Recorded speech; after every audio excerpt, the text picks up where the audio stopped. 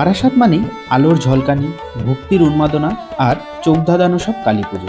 চলুন দেখে নেওয়া যাক বারাসাতের সেরা 5টি পূজা মণ্ডপ, যেখানে প্রতিটা প্যান্ডেলে আছে আলাদা গল্প, আলাদা থিম আর অসাধারণ সাজসজ্জা। প্রথমেই চলে আসতে হবে বারাসাত স্টেশনে। বারাসাত স্টেশনের 5 নম্বর প্ল্যাটফর্ম থেকে বেরিয়ে মাত্র 2 মিনিট হেঁটেই পৌঁছে গেলাম পায়োনিয়ার অ্যাথলেটিক ক্লাব।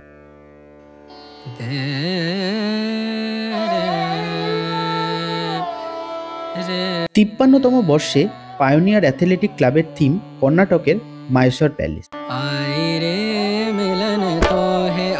পুরো প্যান্ডেলটি তৈরি হচ্ছে ফাইবার প্লাই দিয়ে।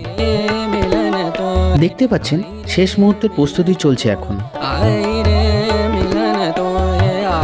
পায়োনিয়ার অ্যাথলেটিক ক্লাবের পূজা মণ্ডপের পাশেই এই মাঠটিতে বসবে মেলা।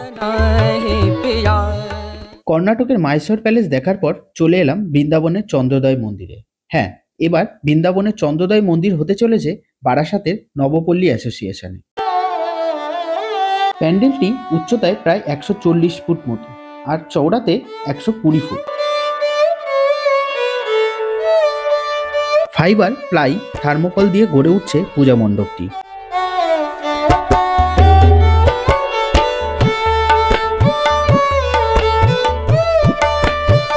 প্যান্ডেলের ভেতরের সূক্ষ্ম কাজগুলি এতটাই নিখুঁত যা অবিকল চন্দ্রোদয় মন্দিরের মতোই লাগছে। মাতৃ প্রতিমার গড়ার কাজও চলছে জোর কদমে।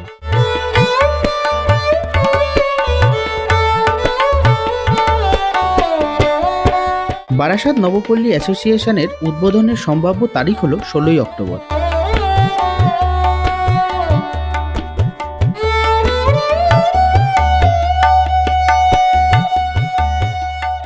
বৃন্দাবনের চন্দ্রোদয় মন্দির দেখার পরেই চলে আসলাম শ্রীকৃষ্ণের নগরী দ্বারকাধাম।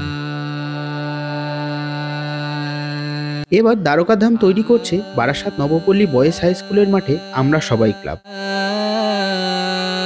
পুরো প্যান্ডেলটি তৈরি হচ্ছে ফাইবার প্লাই দিয়ে।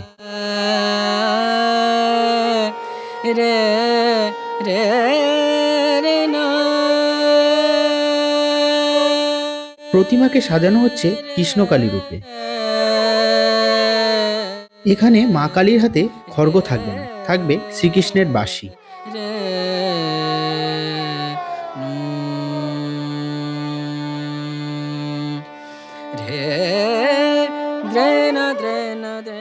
মণ্ডপের প্রতিটি স্তম্ভে রয়েছে এরকম হাতির মুখ।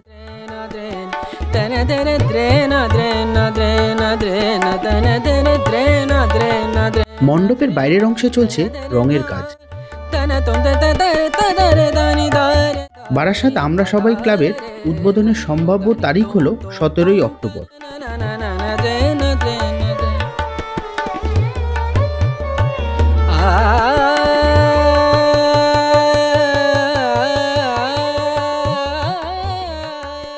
শ্রীকৃষ্ণের নগরী দ্বারকাধাম দেখার পর পৌঁছে গেলাম মায়াপুরের ইস্কন মন্দিরে। হ্যাঁ, বারাসাত 11 নম্বর রেলগেট পেরিয়ে পৌঁছে গেলাম সন্ধানী ক্লাবে। সন্ধানী ক্লাবের এবছরের থিম হলো মায়াপুরের ইস্কন মন্দির।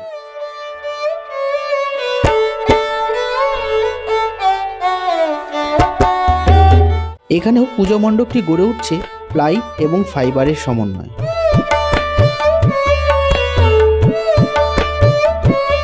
শেষ মুহূর্তের প্রস্তুতি চলছে জোর কদমে।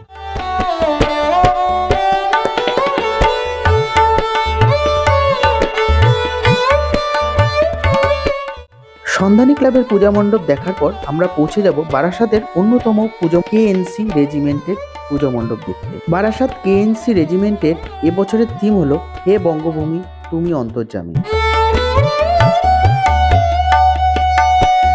থিম পুজোয় বারাসাতের অন্যতম সেরা হলো কেএনসি রেজিমেন্টের পুজো। মাটির পুতুল, প্লাই, পেঁপে গাছের ছাল, পাতা এসব দিয়েই তৈরি হচ্ছে কেএনসি রেজিমেন্টের পূজা মণ্ডপ।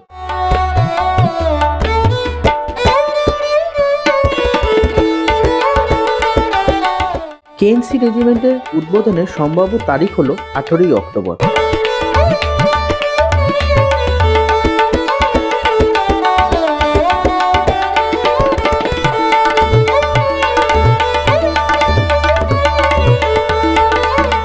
এটাই ছিল বারাসাতের সেরা 5টি কালী পুজো মণ্ডপ। যেতে গেলে একটু হাতে সময় নিয়ে যেও, কারণ প্রতিটা জায়গাতেই ভিড় কিন্তু বেশ ভালোই হয়। আর কোন পুজো মণ্ডপটি তোমাদের সবথেকে বেশি ভালো লেগেছে সেটাও কমেন্টে জানিও। ভিডিওটা ভালো লাগলে একটা লাইক দিও আর চ্যানেলটা সাবস্ক্রাইব করে পাশে থেকো।